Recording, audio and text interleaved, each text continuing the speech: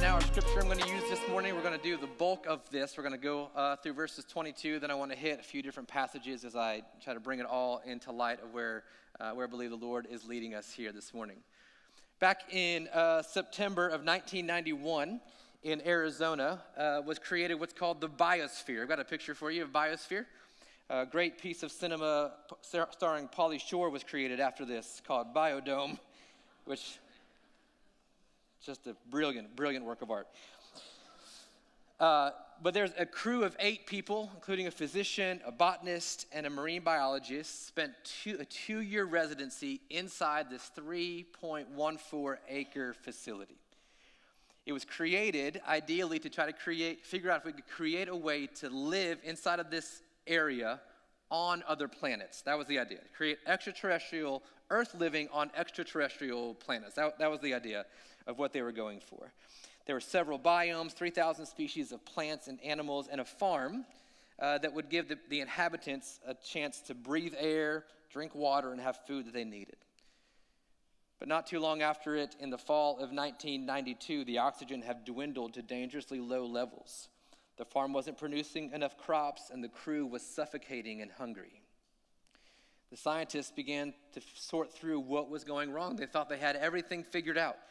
All the compounds, the chemicals, all the ratios, everything seemed right. But they found the soil was too rich in organic matter. And that bacteria that was thriving in the soil took up too much oxygen. And so the researchers tried to track down where this was coming from. Why was there excess carbon dioxide? Where is it? And what they found is that this carbon dioxide had chemically bonded with the concrete from the building. The very thing that was killing them was the thing they had built. Then they began to study the trees, and they noticed that the trees were growing much faster and taller than trees were in the wild. The problem was they would collapse on themselves before they would ever reach their full height. And it was confusing. They had light, they had the right soil, they had water, they had all the things you need to make a tree feel happy. Except one thing was missing: wind. It was the wind in nature that keeps trees constantly moving. It seems that it would be stressful for the tree. It causes the tree to be bent and pushed back and forth all the time. But what it creates is what botanists call stress wood. It has a different cellular structure than the rest of the wood in the tree, and because of that, it can actually move the tree. It shifts the tree and the placement of it to gain access to more light or other resources. So it's actually the stress that causes the tree to seek out what it needs to survive and find a better position. It's why you see trees in awkward positions all the time, bending unusual angles or pushing up the concrete on the sidewalk. But in this man-made biosphere, where the concrete was killing them and there was no wind, the trees had no ability to develop resiliency. What it tells us is that no matter what we do and what we learn as humans, we cannot recreate what God has created. Amen? That no matter how wise we get, there's not enough knowledge to help us recreate the very thing that God has created that's existed for eternity past. We pick up here in Ecclesiastes chapter 3. Remember, the context here is that there's someone who's written this book and has compiled some teachings of Solomon called the Koheleth, or the Gatherer. He's gathered people together to give them a lesson on wisdom. It's the end of Solomon's life. He's lived a lot of life.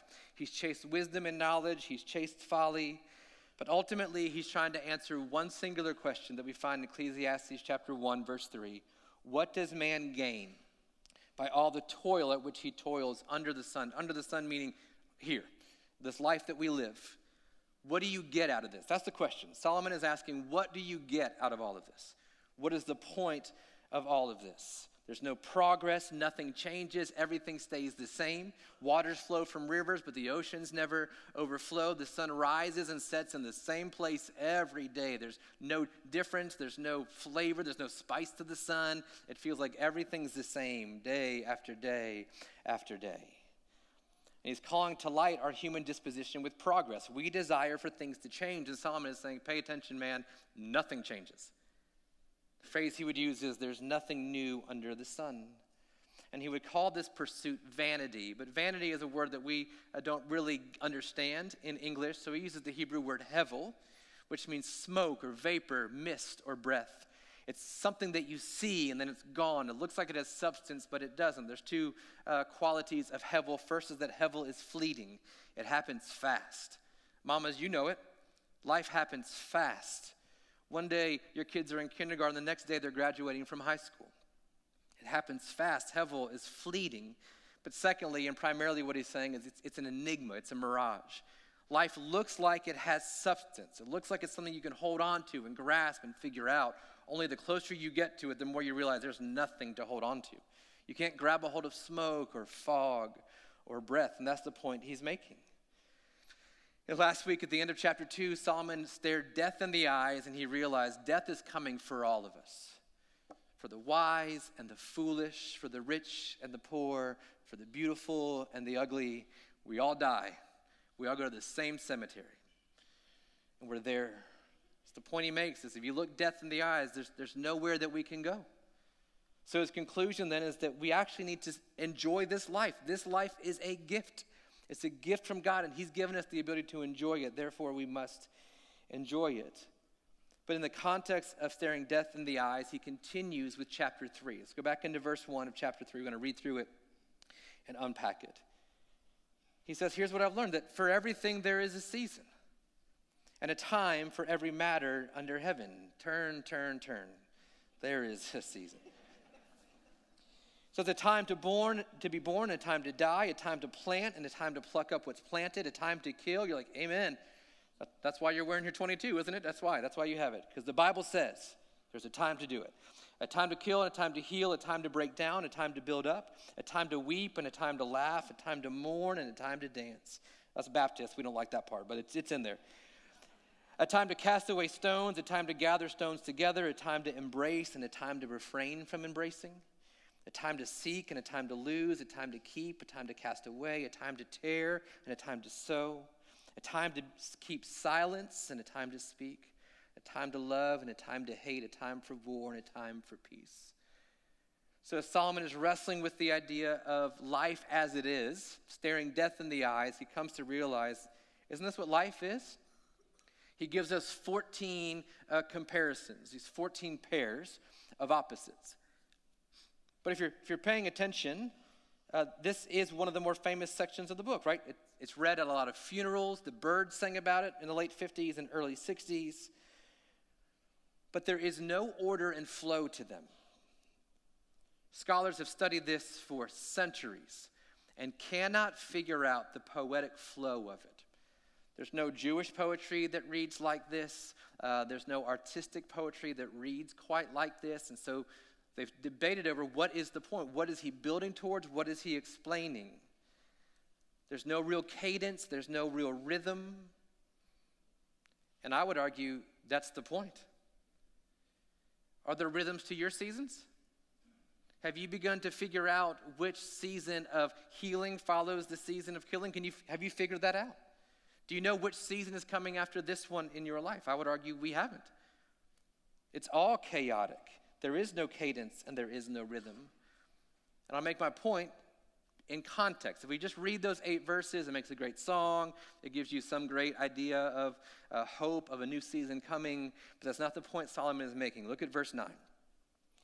He comes to the same question. What gain has the worker from his toil? What's the point? Life has seasons, but they come and go without warning. And all of our lives, they look the same. We've experienced a mixture of these seasons, some in different orders than others. So he continues in verse 10, I have seen the business that God has given to the children of man to be busy with. He has made everything beautiful in his time, which is something that old ladies tell 13-year-old girls all the time, which is really rude. Because what it means is you're ugly now, but just give it some time. God will make you beautiful. The point he's making here is not actually that. What he's saying is I've seen all the seasons, I've seen everything that comes with them, but only the timing of them God knows. Only the rhythm and the cadence God knows. back to biosphere 2, right? We can't build ourselves seasons. We can't build ourselves walls and fortresses to keep us in a season. We can't make anything beautiful because our concrete will ruin the beauty. And he's saying, here's where I've landed. God does it, and he makes purpose to all of it. But he continues in verse 11, also, he has put eternity into man's heart. He's given us some understanding that this can't be all there is, that something is wrong with the world, yet, he continues, so that he cannot find out what God has done from the beginning to the end. He's saying humans have some understanding of seasons and how the world works, and this isn't how it's supposed to be, but we don't have enough information to actually understand it. We don't have enough information to recreate it or to figure out exactly what God is up to. He's given us enough to know things aren't right, but not enough to know how to fix it. I perceived, he continues, that there's nothing better for humanity than to be joyful and do good as long as they live. Also, that everyone should eat and drink and take pleasure in all his toil. This is God's gift to man. This is his conclusion yet again. We can't waste time, Solomon is saying, trying to figure out the seasons. You'll never figure it out. We'll never be able to figure out how it all works and what follows what. We have no idea of the rhythm and the cadence. So he continues in verse 14. So what I learned is that whatever God does endures forever. And that's direct opposite to what he says about human work. It all passes away. You work so hard, then you hand it off to your idiot son, and then he ruins all of it. He's saying but God doesn't work that way. God's work endures forever. Nothing can be added to it. Nothing can be taken from it. God has done it this way so that people fear him. It separates God from humanity, that his work continues forever. He continues in verse 15. Here's what I mean. That which is already has been. That which is to be already has been. He's saying there's nothing new under the sun. The thing you experience today is the same thing someone else experienced 100 years ago. Or the same thing you experienced yesterday or last Sunday. And the things that you will experience in the future are just recreations of what you're experiencing now today. And then he says, God seeks that which has been driven away. A whole mix of translations here, depending on what translation you have. But ultimately, it comes down to this. That God calls into the present what has already happened in the past. That he takes the cyclical idea of the past and he pulls it into the future. There's nothing new. There's nothing new. The disease might have a new name. It's the same thing. The sun is the same. He takes what experiences have been in the past and he brings them to the present. He's talking about this cycle he talked about in chapter 1. But he continues and he says, moreover, but it's more than that. I've noticed life is cyclical and repetitive. There's nothing I can do about it. But then there was something that confused me.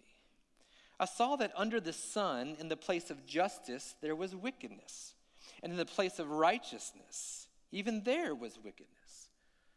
He's saying, I get the seasons. I get that I can't control that. I can't understand it. But here's what's confusing to Solomon. I look at the one place where there should be no wickedness, the place of justice. But I saw wickedness there. I looked at the judicial system, and all I could see was wickedness. I'm glad it's changed. I'm glad it's not like that anymore. But it used to be like that for Solomon, right? And then I looked at where there should be righteousness. I looked at religion. I looked at the church, but it's like it was there too. So I get I can't control the seasons. I get God's in charge of all of that, but surely God wouldn't allow wickedness in places of justice or wickedness in places of righteousness. But he's saying, but it was there.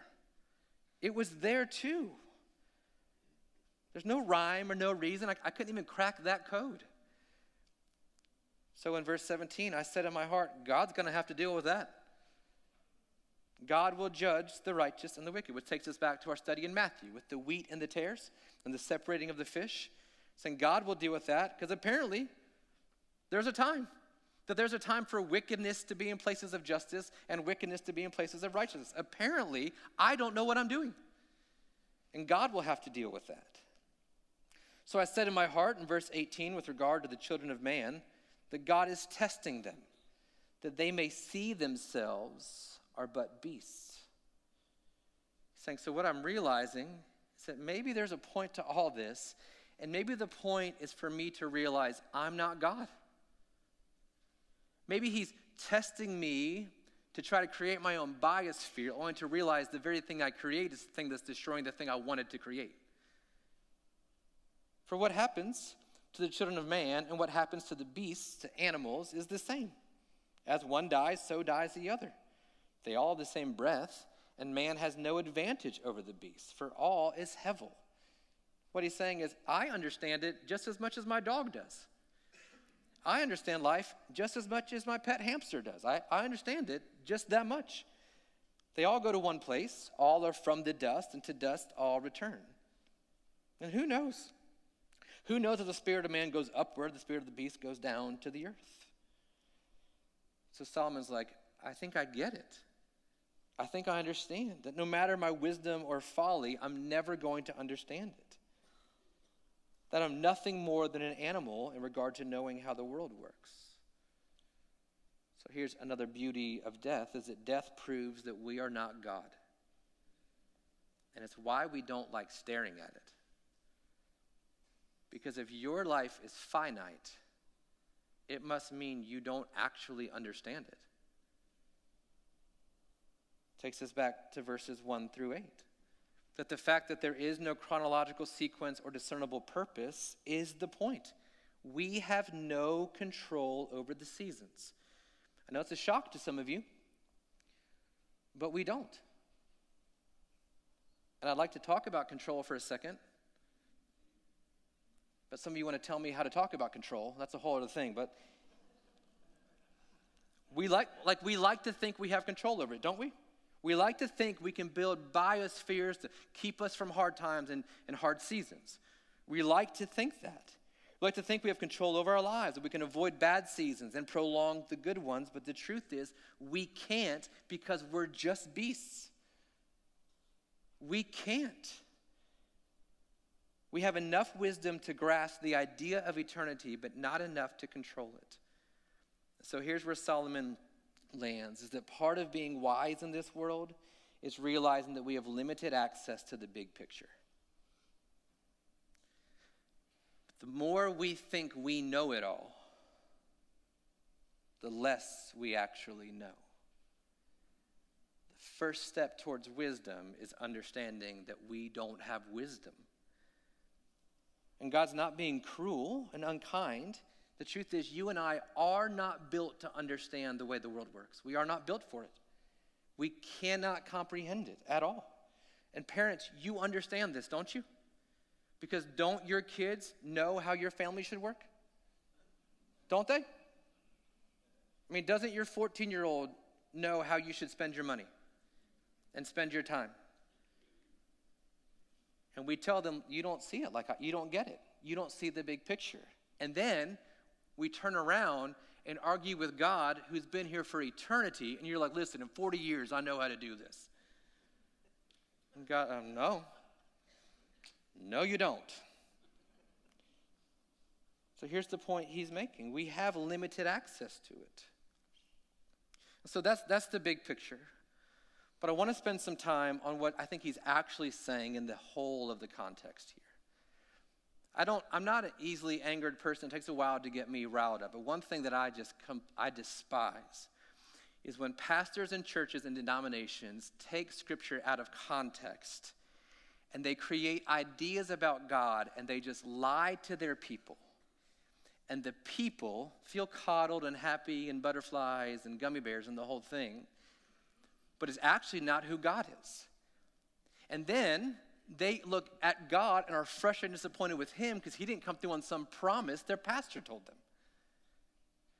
So look, I'm going to put some stuff in context here. Verses 1 through 8. People will pull that out. You'll hear it at a funeral. You'll hear it wherever. And people will say phrases like, listen, what you're going through is just a season. And there's a time for everything. There's a time for this. But just you wait, because your season of breakthrough is coming. What you think is a setback is only a setup for God. Sounds cool, doesn't it?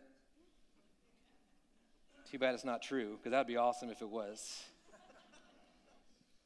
I mean, I wish it was. I really do. I completely wish it was.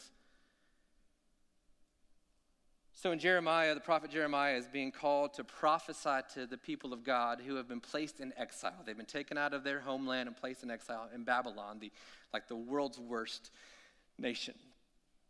And there's all sorts of things cycling around. It's graduation season, so here's a verse I think you're going to all get on a card or a book or on a mug or cross-stitch into a pillow for you to take to college with you, which you won't. You'll leave it at home. But here's the verse, right? Jeremiah 29, verse 11. I know the plans I have for you, declares the Lord.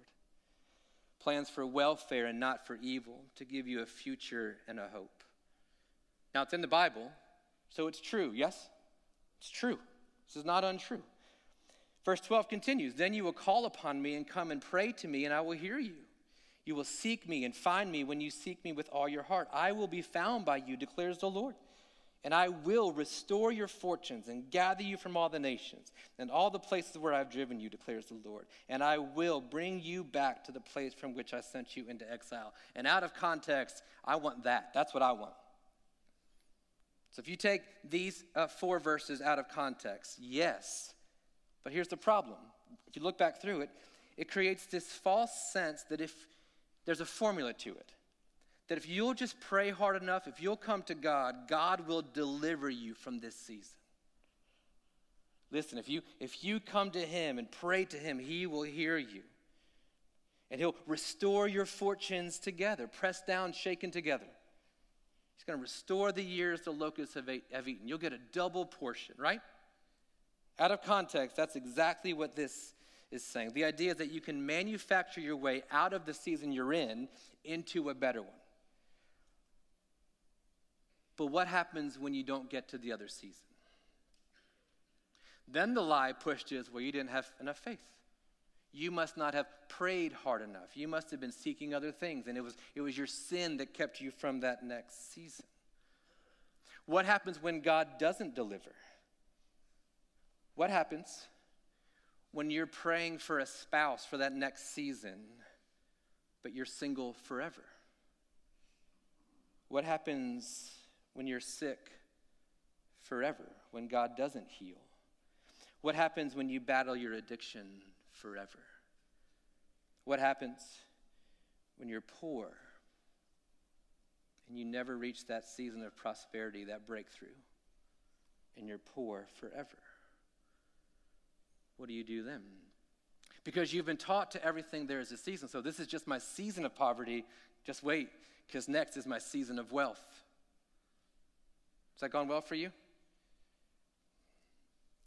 There's context that we have to read into this. So here are the 3 verses before Jeremiah 29:11. For thus says the Lord of hosts, the God of Israel, do not let your prophets and your diviners who are among you deceive you, and do not listen to the dreams that they dream. For it is a lie that they are prophesying to you in my name. I did not send them, declares the Lord. They're lying to you. For thus, here's what I said, that when 70 years, how many years? 70. When 70 years are completed for Babylon, I will visit you, and I will fulfill to you my promise and bring you back to this place. Then I know the plans I have for you, declares the Lord. Plans to prosper you and not to harm you, to give you a future and a hope. What he's saying is, I do have plans for you. And it's going to be a while here. 70 years. For some, that's an entire lifetime. Biblically, a generation is 40 years. Which means that for some people in exile, that's the only season they know. So what do you tell them? Well, no, man. This is your season of exile. Next is your season of freedom. But they never got a season of freedom. Some were born in exile and they died in exile. And God's had enough with the false prophets saying, listen, God told me, if you just put this oil on, if you just offer this sacrifice, if you would just stop listening to the Beastie Boys, then God would come through. If you stopped looking for your spouse, that's when she'll show up. And God says, they're liars. I never said that. What I said is that it's going to be a while. But I know what I'm doing. I have plans here. You can trust me. Throughout Scripture, the promise is always presence, not deliverance. Always. Because what if God doesn't deliver? Is he still good? The Bible says, yes, he is, because he's present with you in that season. What makes him good is not a new season, it's his presence in the midst of this one. That's what makes him good. Not that some future hope is coming. He's the future hope in your presence. That's the goodness of God. Because if the new day never comes, if the wealth never comes, if the spouse never comes, if the kids never come, is he good? And the Bible resoundingly says, yes, he is. Because he will never leave us or forsake us. And that he knows what he is doing. He says, you can trust me. It's Deuteronomy 31, Psalm 23, Hebrews 13. He knows what he's doing with the seasons he created. And that's the point Solomon is making. We can't figure that out. We can't biosphere our way into deliverance. We can't do it. And if we did, we would just jack it up anyway. Because all of our concrete would destroy the new season anyway. And the truth is, if we knew everything that God knows, we would do our lives exactly how God has done it. If you saw all the moving parts and the pieces, you would do the exact same thing. Because we cannot faith our way or work our way into a new season or out of a current one. Sometimes you just need a little bit of wind. James, the half-brother of Jesus, says it this way in his letter. He says, count it all joy, my brothers, when you face trials of various kinds. For you know the testing of your faith produces steadfastness, perseverance, endurance. Then verse 4, and let steadfastness have its full effect. I love the way the King James says this. King James says, let patience finish her work. Because you might think you're making chicken, but if you take it out too early, you're just serving salmonella. That's all you're doing. Sometimes we need to finish cooking before we become a disease to everybody else around us. What he's saying is you got to let it finish, man. You can't take it out early. You can't come out of it early. And in God's goodness, he will not. He will not deliver you from the oven of affliction until he's done cooking you. Let patience finish his work. Why? That you might be perfect and complete, that you may be whole, lacking in nothing. We try to biosphere our way out of seasons, and then we come out immature and lacking everything, thinking we've learned something, but you've learned nothing. We've got to let the season finish its work. So watch how Solomon finishes this chapter. It's going to sound familiar. I saw there's nothing better that a man should rejoice in his work, for that is his lot. Who can bring him to see what will be after him? I want to address a few things in this verse. First is that he says, for that is his lot. That word lot actually comes from the idea of a lot of land. It's portion. So there's 10 of us, and our father passes away. We are given a lot of his land. We're given a portion of it. And what that means is, in that portion of land, your portion might be different from my portion.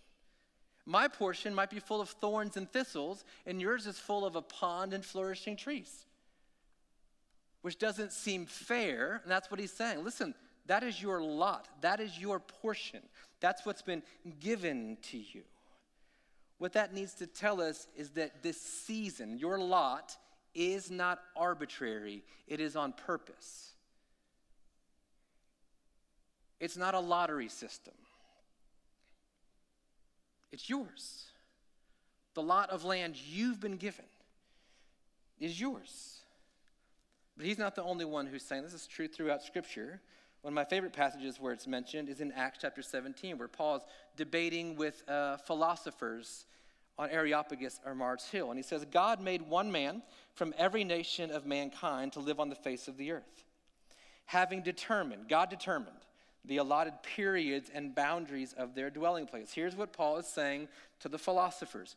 God's in charge of when you live and where you live. He's in charge of it. So he decided you wouldn't make it in chainmail. so you don't get the Middle Ages. Instead, you get air conditioning in 2024. That's what you get. But on top of that, Paul says, he determined the boundaries of their dwelling places. And I know 40 years ago, your family moved to this rural area called Ola because you wanted some farmland. How's that going? You still got it? And you're like, yeah, because my family wanted that. Well, who gave your grandfather the idea to want farmland? Where did that desire come from? I would argue God gave that to him. And then God gave him some random awareness of some plot of land in Ola in Henry County, and you moved here. Little did you know that right down the road was a church that had been here for 150 years, and that you'd need some place to go to church. And you happened to be working with a guy who went here. And so now you're stuck here. Now you're here. And you can't get out. And that's what it's like to follow Jesus. I'm just kidding. That's what he's saying is, you had nothing. Oh no, my job transferred me. Why did your job transfer you? Why did your boss think you should go there? Well, actually, it's because I was late a lot of times. He wanted me out of his office. Great. Who orchestrated that? God did. God did. We don't choose that. We're not in charge of that. So that lot of land, he says it's their lot. You didn't choose that. God chose that. But it's better than that. Psalm 139, David talks about being created. He says that God formed my inward parts. He knitted me together in my mother's womb. I'll praise you. I'm fearfully, that means like intricately, attention to detail, and wonderfully made. Wonderful are your works. My soul knows it very well. My frame, even the way you are built, God has purpose to. That place that you hate, that you carry all of your weight there, God designed you like that. The way that you walk on the insides of your feet, God designed you like that. The way that you are slower than pond water when you run, God designed you like that. Because God didn't want you to be an athlete. When I was being made in secret, intricately woven in the depths of the earth, your eyes saw my unformed substance, our soul, our personality. God did that. But then watch this in verse 14. In your book were written, every one of them, the days that were formed for me. The days that were formed for who? For you. So your lot is not just the area you live or the time in which you live. You were made specifically for that time and that area. That's what Solomon is saying. There's nothing better than for me to enjoy this because it's exactly what I was created to do. I was created to live here at this time with these gifts and this frame and this structure and this soul and this personality to live out these days. One pastor says it this way: you were made for the day and the day was made for you. So to try to get out of that season, what a slap in the face to a holy God. Said, you got it wrong. I should be in that season. I should have that plot of land with the pond. I'm a fisherman. He said, not today, man. Today you're cutting down thorns and briars. That's our portion. Back to verse 22 in Ecclesiastes 3. He says, I saw there was nothing better than that a man should rejoice in his work, for that is his portion. That is his lot. That is the day he was made for. So now, well, how do I do it? Like, how do I rejoice in this season? I get, I want to be in my retired on a boat season. I can rejoice in that. How do I rejoice in this one, though? I'm glad you asked, because the rest of the context of Jeremiah 29 tells us that. Here's verse 4. Thus says the Lord of hosts, the God of Israel, to all the exiles whom I have sent. Who sent them? God sent them. Why? Because that was their lot. They were made for that day, and that day was made for them. So what do you do? Verse 5, he says, build houses and live in them. Plant gardens and eat their produce. Don't just rent here, buy. Plant gardens, not, hey, run to Publix. What he says is, I want you to start the process and stay long enough to see the harvest. I want you to eat here, but act like you're going to be here for a while. Plant gardens, eat their produce. Take wives, have sons and daughters. Have family here. Take wives for your sons. Give your daughters in marriage. They might bear sons and daughters. Multiply there. Do not decrease. Then verse 7. And seek the welfare of the city where I have sent you into exile. Seek the welfare of Babylon, the enemy. Because, pray the Lord on its behalf, because in its welfare you will find your welfare. So how do we rejoice in this season? How do we keep from building our own biospheres? How do we keep from having 1 foot in this season and 1 foot in the next? First is that we plant ourselves here, 2 feet here. This is where you are. No, I don't like it. I get it. Trust me. This is where we are. Well, in this season it's cancer. Yeah. And I hate that that's your lot. But a good father says, this day was made for you and you were made for this day. Put both feet in it. Yeah, but I would really like another job. The job I have right now pulls me from my family so much. I don't really like what I'm doing. And that is your lot. Put both feet in it. Because while you've got 1 foot in that job and 1 foot in some dream job, you hate the current job, don't you? Saying the way to rejoice is to plant ourselves here, to not look for a way out. Plant gardens and wait and see what God brings from the harvest. Secondly, we are to seek the welfare of those who are in the same season with us. You know, that neighborhood you're trying to get out of? What if you prayed for your neighbors and sought the welfare of your neighbor? Because him not mowing his grass that drives you crazy might be because he can't. Because his life is too busy, because he's depressed, because he's lost his job. And you're so busy trying to get out, this guy needs you to mow his lawn. What about our coworkers? So busy trying to get out of your job that you're missing the people in front of you. And our coaches and teachers. Maybe you've fought illness for a long time and God has placed you in front of a number of doctors. But you're so content on getting healed from it that you're missing the present with those in the city with you, like your doctor. And the patients in the same waiting room and the people who sit next to you at every chemo transfusion. Maybe you're in a court battle. I can't wait for this to be done. I know. But God's given lawyers and judges and witnesses in your sphere of influence in this season. It's your lot. It's your portion. You were made for that day. The more we try to run from our season, the less joy we're going to find in it. Isn't that true? That the more you're longing for some ideal season ahead, you will resent the current one you're in, and you don't even have the future one yet. And when you get the future one, I love you. You'll hate that one too. Because you're always looking for the next one.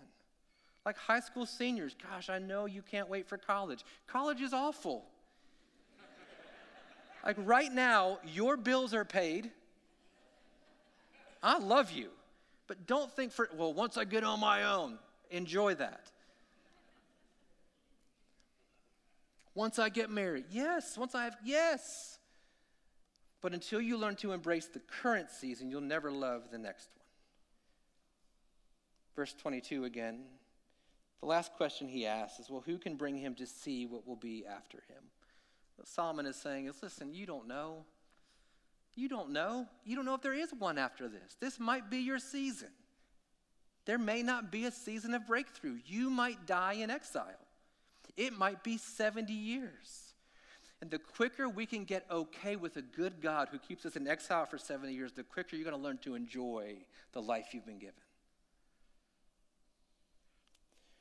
This past spring break, we were blessed enough to be able to go on a trip, and so we went up to Gatlinburg, Pigeon Forge area, and just for a couple days, me and my family, Meredith and the kids, and we're up there, and it's cold, and we're doing Dollywood, and it was cold, and roller coasters were cold, but it was fun. Like, we just enjoyed our time together.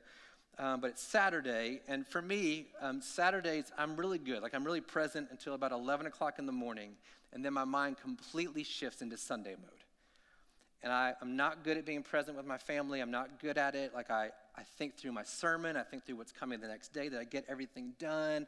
Are things in place? Did I send the right emails and texts? Are my notes where they need to be? And so I'm thinking through the whole sermon all day long.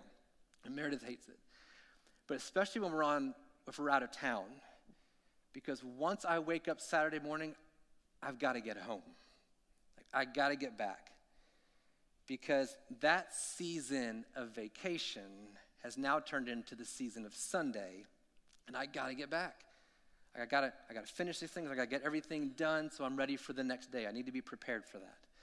So we wake up on that Saturday, and we're ready to go, get everything packed up. We eat breakfast, and we get in the car, and I plug our address into the GPS, and it doesn't take us home the way it brought us up there, which is never a good sign. And it's an extra 45 minutes. I'm like, oh, this is not good, man.